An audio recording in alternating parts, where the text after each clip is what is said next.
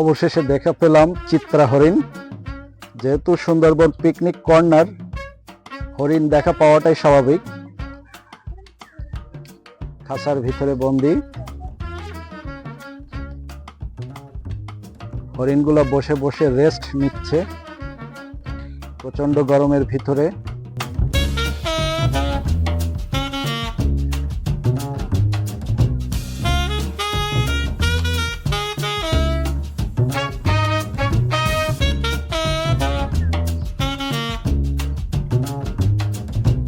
এখানে কিছু তিতির মুরগি আছে এই খাঁচার ভিতরেই।